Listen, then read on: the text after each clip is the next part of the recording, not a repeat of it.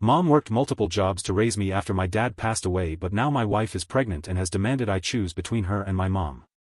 A little background: my mother and father were both orphans. My father died 2 weeks before I was born. My mother didn't have a support system, so it was just the two of us. I never needed anything since my mother worked her entire life to provide me with the life I have now, and she didn't even have time to start over. She completed every small task imaginable to ensure that we didn't miss anything. She went hungry in order to provide for me. I had extremely nice clothes, but she had none. I observed her make sacrifices over and again, always with a smile. To be honest, I've always assumed she was an angel disguised as a human. She only yelled at me once when I was 16 and observed her getting sick while working. I wanted to assist her in obtaining work, but she became enraged and told me that it was not my responsibility to care for her and that it was up to her to care for me. She wanted me to achieve exceptionally good scores so I could get into the best universities. It's the only way I'll be able to protect myself after she's gone. Even at university she did not want me to work. I had to concentrate on my schoolwork, but mother wanted me to volunteer so that I could be an adult with hands-on experience. I met my wife there while we were helping. My wife is a nice person, but she was never close to her parents or siblings, and she has admired my mother since she met her. We used to joke that she loved my mother more than she liked me. Deep down I believe she was hoping for a link between mother and daughter that she did not have with her mother. When I finished my studies I obtained a job and we moved in together, but she was uncomfortable with my calling my mother every day. Remember, there were 10 to 15-minute calls and she ultimately stopped bringing them on. 2 years later I purchased a home for my mother, as we had never owned one. We moved from apartment to apartment, so it was the smallest sacrifice Mom made for me, and it was non-negotiable. That's where the problem began, first with my wife, then with my girlfriend. She wanted me to think about us first. I told her that my dream had always been to buy my mother a house since I was a child and that it was what I had to do, but she protested to my mother. My mother had no idea I had bought her a property as a surprise for her birthday. She was uneasy about getting the house because of my wife, but she told me it wasn't necessary because we could use it for ourselves after we married. I was infuriated. I told my mother that the house was hers, that she could do whatever she wanted with it, but that she needed to prioritize herself first. Our love endured, we married and eventually had our own home. Our lives were going well until 2 months ago when my mother became ill. I wanted her to move in with us so I could care for her, but my wife refused. I then decided to rent an apartment immediately next to our house with my own money so that I could be close to her and go there to care for her, but my wife was not pleased with that idea either. My wife and I don't have any children yet, we both work. I usually go home at 6 p.m., but because my mother is ailing I go to see her and return about 8 p.m. On weekends I see her for 1 or 2 hours and spend the rest of the time with my wife. We go on dates. I always join her in her activities even if she never goes to mine. She told me 2 days ago that she had given it some thought and believes I place too much value on my mother. She informed me that I had to choose between my mother and the life I hope to make with her. The fact is that I never made her feel this way. We both work, but I am the one who cooks and pays someone to do the housekeeping. I make sure to do the dishes she enjoys. She had no idea what I like to eat because I never complained. I run her baths, give her massages and flowers, and I write her poetry which I hide somewhere in the home for her to discover. We take a trip 1 weekend per month. I earn a lot more money than her. I told her to keep her money for myself and I will take care of all the expenses including hers. I constantly make an effort to listen to her and consider her point of view, and I believe I am easygoing because I can adjust my thinking to fit hers, but I understand she wants to completely dominate me, and the only subject on which I do not give her a choice is my relationship with my mother. So I'm going to have a conversation with her and set some firm boundaries. If she doesn't want to, we'll divorce. Update 1. Hello everyone, I keep receiving mails requesting for an update. I wanted to do it sooner but didn't have enough time to complete it properly. First and foremost, I'd like to thank everyone who left comments and DMs on my recent article. I tried to respond to everyone but couldn't, nevertheless I did read you all. Before addressing my wife I had time to contemplate, and I decided that no one in my life should ever dictate the relationship I should have with my mother or the amount of time I should devote to her. So I decided to respond to the ultimatum, but first I wanted to know if there was another reason why she handed me the ultimatum. She said nope. I asked her if aside from what she blamed me for there was anything she wanted to tell me but couldn't. She said that there was nothing and asked me to get to the point. So I told her that I wanted a divorce. She remained frozen. I believe she was shocked because she was silent. She just stared at me. I tell her everything that was on my mind, including how our beliefs are too different. My mother was ill and I was going through one of the most difficult times of my life. We administered numerous tests to her. We still have no idea what she is suffering from. We do not know her family's medical history because she was an orphan. It makes me nervous to think that I could suddenly find myself alone in the world. Yes, I am alone in the world because all I needed in these trying times was her support, but if my own wife believes that I should pay less attention to my mother who is unwell and needs me more than ever, it is time for us to part ways. She still didn't say anything, so I told her I was going to a hotel for the night and we'd talk about how we were going to separate later. I gathered some of my belongings and fled. When I went to see my mother the next day, she realized something was wrong, but I wasn't going to tell her I was leaving my wife because she couldn't handle our relationship, especially because she was so sick. I didn't want to make things worse for her. I never discuss my marriage troubles with my mother, so she is unaware of our problems. To be honest, she adores my wife too much and my wife behaves as if she were her own mother, so I was not going to tell her what she was thinking behind her back. My mother ends up telling me that my wife did not come by that day. Yes, my wife, who wanted me to limit my contact with my mother, saw her every day and I never asked her to do anything for her. She calls my mother Mom. When she was sick, she used to go to my mother and she would take care of her. It used to bother me because I felt like I couldn't take care of her, but she explained that this wasn't the same. A mother's motives are different. I told myself it was her attempt to form a mother-daughter tie that she had never had, and I understood her. She has previously stated that her mother told her that she was not supposed to be born, that she was an accident, that she nearly aborted her and regrets not doing so. Only a monster could say such to her child, so I never said anything when she demanded my mother's attention. After all, I received enough affection to share with whoever desired. After I went home to school, she became a foster mother for children, something she had always done until 2 years ago. I have always adored each of the children with whom I remain in contact and regard to be my siblings. We all went on vacation for a week every year, the kids, my mother and my wife.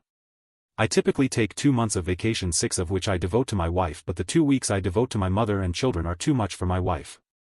Anyway, I am rambling. So when my mother told me she hadn't gone to see her that day, I hurried back home frightened. I discovered her in the toilet, dressed and with red eyes, as if she had been crying all along. Seeing her in that state was awful. I helped her, but this proud woman crumbled in front of me, crying profusely. I'm not sure if it was an hour or 2, but she kept crying, then calmed down and cried again. I just remained silent. She eventually told me that deep down she never wanted me to be less involved in my mother's life. She was always jealous of our closeness. She was constantly envious of the attention my mother paid to the other children. She understands that it was not sensible, but she couldn't help but strive to be number one in my mother's heart. It was a competition for her, so when I wanted to care for my mother, she didn't want me to be the one to do it. I was furious, but I didn't say anything. I wondered if she was a psychopath or anything. We're talking about a genuinely ill person, and she's obsessed with her darn competition, even if it meant destroying my connection with my mother and putting us in a position where I wanted to divorce her. She told me she was very jealous of me and would have preferred to be in my position. If she had to pick, she would have chosen to be my mother's child over my wife, even though I was the love of her life and the only man she'd ever known. She also informed me that even if the world breaks apart around me, I will stay stoic, that I live as if I don't need anyone and that I offer everything to others, but I don't know how to let others reach me, and she was never able to do so. Only my mother could. I didn't know what else to say. I was so caught up with the concept of competitiveness that I didn't immediately understand the extent of her comments, but I listened to her to the conclusion. I put her in bed till she fell asleep, and then I went to sleep in another room. In the morning she was acting like nothing had occurred. She was being herself. She stated I don't have to pity. I assured her it was out of love. She remained my wife. She departed for work and I did the same, but I opted to stay at the hotel for the time being. During that moment I questioned how I could have made the saying behave so that she would think about it. Deep down I believe she is correct. It is a protection mechanism I have had since infancy. I've never stayed in one place long enough to establish friends. It was painful every time we had to move from my 5th to my 15th year. I had moved more than 50 times from apartment to apartment, hotel room to hotel room, and I believe I have always lived my relationships in a squat. I never unpacked or settled in because I knew I could be forced out at any time, but I thought I acted differently with my wife, but apparently not. So I reasoned that perhaps we didn't need to go that far. What we needed was therapy rather than divorce. Then, a little more than a week after our conversation, I received a call from the hospital. My wife had been admitted. She reportedly was not feeling well. I went to see her, but she didn't want to see me. I've never seen so much hatred in just 2 eyes. I informed her best friend so she could have system support because she did not want me there. I informed my mother and she inquired what I had done to my wife to put her in the hospital, and she advised me not to stress a pregnant lady. I asked what? She told me what my wife told her and begged her to keep it a secret so she could tell me when she was ready.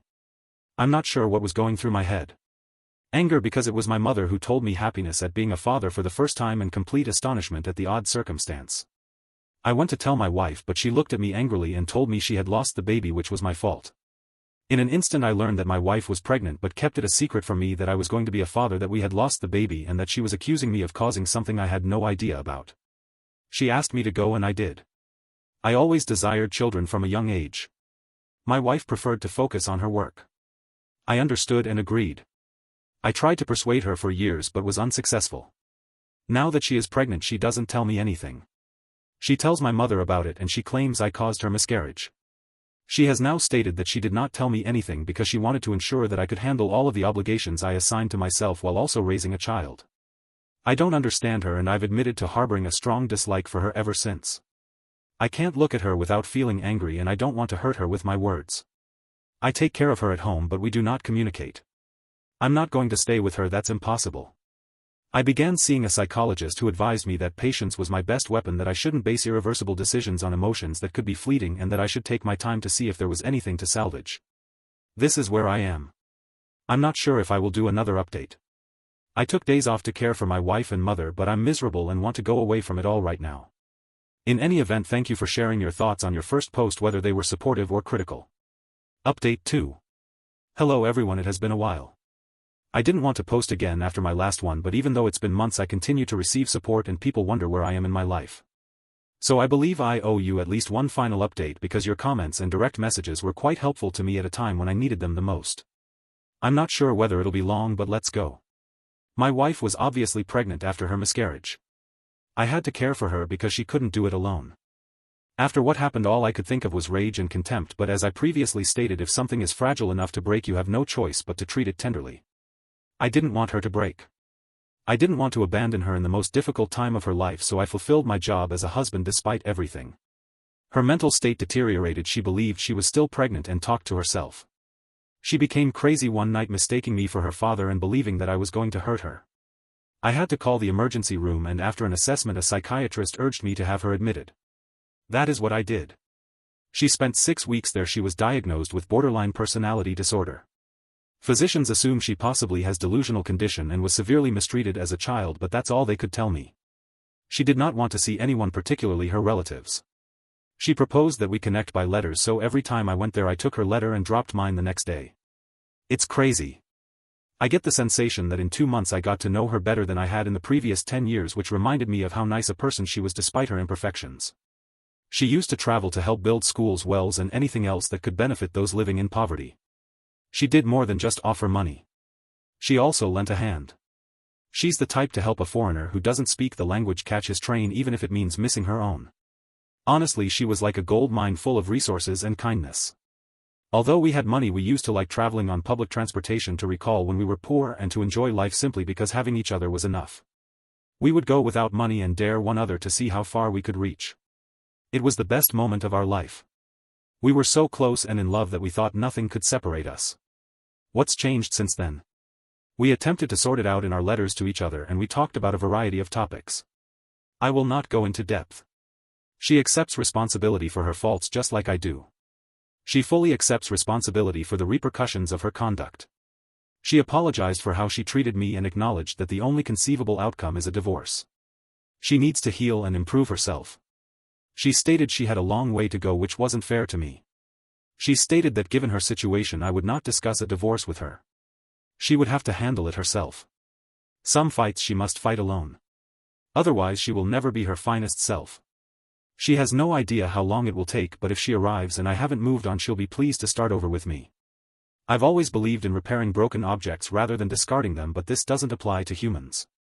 You can't fix someone unless they want to be fixed, and I wouldn't have had the strength to fix someone because I'm concentrating all of my remaining energy on attempting to fix myself. If my wife had not made the decision she did, I would have offered divorce. Paradoxically, it was because she took the decision that I saw hope for us. I then proposed a separation rather than a divorce, and if we still want to divorce after a year, we will. If we believe we can be in a healthy partnership, we will reconnect, communicate, and attempt to do things differently. She agreed, stating that was her hope. When she got out of the hospital, she didn't want us to meet because she didn't think she'd be able to stick to her resolutions. For my part, one hadn't yet let go of all the unpleasant emotions that had arisen as a result of the circumstances before her illness, so it was ultimately best for both of us. We decided to continue sending letters to one another, which is fine with me for the time being. She could see my mother. She wrote what my mother told her. Despite her terrible mistakes, she will always be a mother figure to her. She did not have to strive for her love since she already had it, and that is something that will never change. She asked whether I was comfortable with her getting in touch with my mom. I told her it was up to them. She didn't need my permission. Nevertheless, she wouldn't be seeing my mother very frequently because I had decided to take my mother to one of the top hospitals in the world, which is located in Europe. About me, I've been in Germany for over a month now. We're from France and I'm learning to delegate tasks after making a resolution and treatment. I needed therapy and you were the ones who convinced me. I will always be thankful to you. The therapy sessions were so intense and exhausting that I didn't have the energy to do much after leaving my therapist's room, but it improved over time. I'm now working remotely. I return to France once a week to settle things at work and continue with my treatment sessions because I do not want to change therapists. I managed to devote time solely to myself, which is truly beneficial. One of my foster brothers wanted to travel with us to Germany because he too works remotely. He is a big assistance. In short, I'm getting better. About my mother. This is perhaps the most difficult thing to tackle, and I acknowledge that I don't want to talk about it, but I also believe that talking about it here will prepare me to talk about it later in life.